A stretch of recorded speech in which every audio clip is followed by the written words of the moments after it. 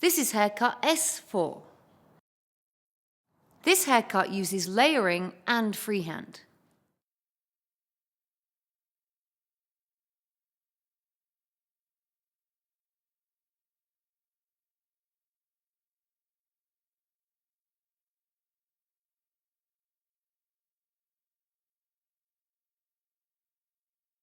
We're going to start in the top and establish our first length. We're going to bring the hair up and cut a flat layer. Choose a length that is suitable to your client. The optimum length is a length that gives you texture and movement, but doesn't stand straight up from the head.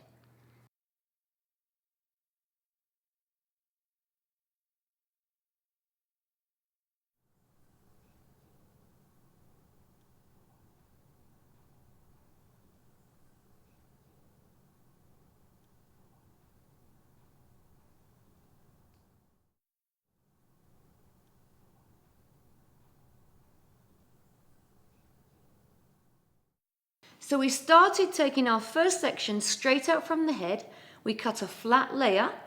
We're going to continue with our sections pivoting around the head, just bringing everything straight out or on the base. And our final section in the top will be just under the recession.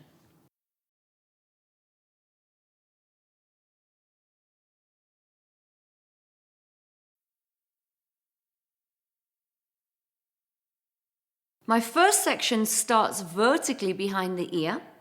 I pull the hair straight out from the head using my guide from the top crown. Sections then pivot around in the side using over direction back to the previous section until I get to my weaker recession area. When I reach this weaker recession area, I like to use a bit more over direction. So I leave a peak or a point of weight to fill in that weak area.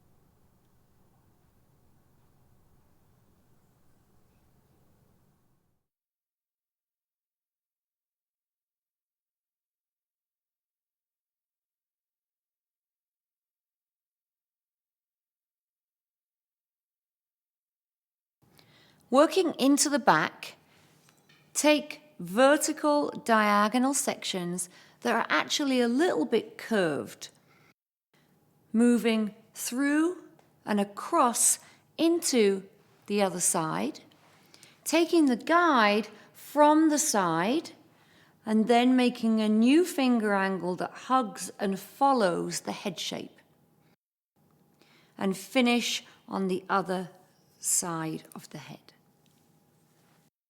For this technique, you will need to work palm to palm and lift the hair up to find the guideline from the top and sides of the previously cut hair. So I'm going to lift the hair up, connect, then start to walk around the head, cutting small increments of hair,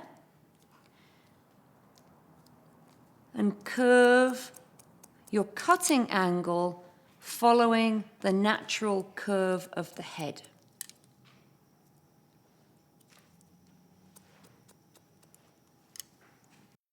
So the body position on this side is slightly different.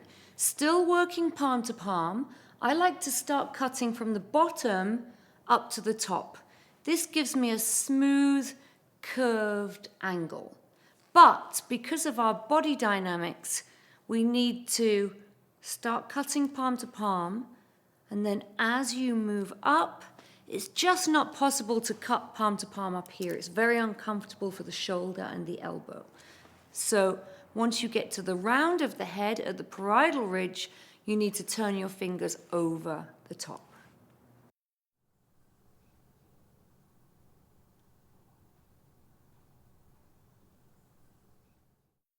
When reaching the back area, your sections will crisscross over the back.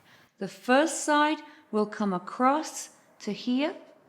The second side will come across to here. This will give you a beveled shape in the end result.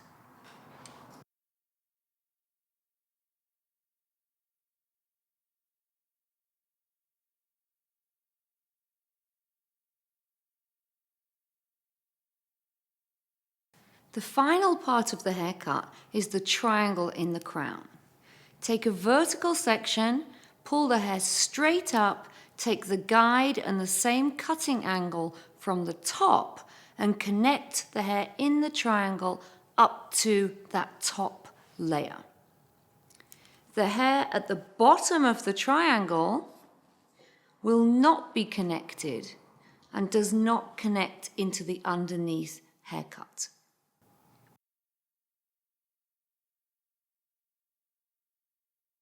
Now tailor the outline depending on the image of your client.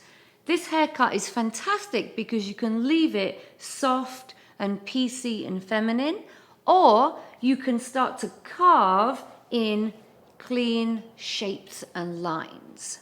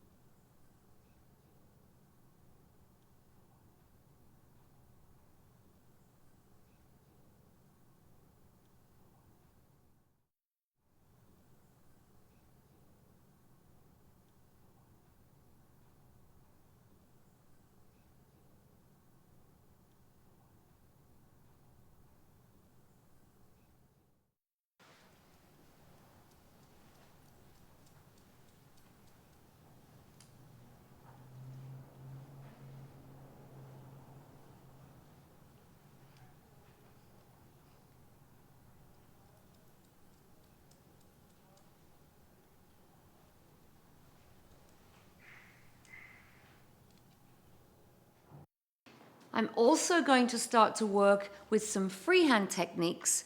The first one I'm going to choose to work with is called twisting. So I'm not going to use my comb anymore to section, I'm just going to use my fingers. And I'm going to twist the hair and then open and close my scissors and use the back of the blade. So twist the hair, open and close the scissor very, very gently. And you'll be cutting in some short pieces in the root. This will leave length but create some texture and more of a jagged feeling. You can also twist and slice the hair and work and cut some of the length off also. But I don't need to do this here because I already have the length that I like through the top.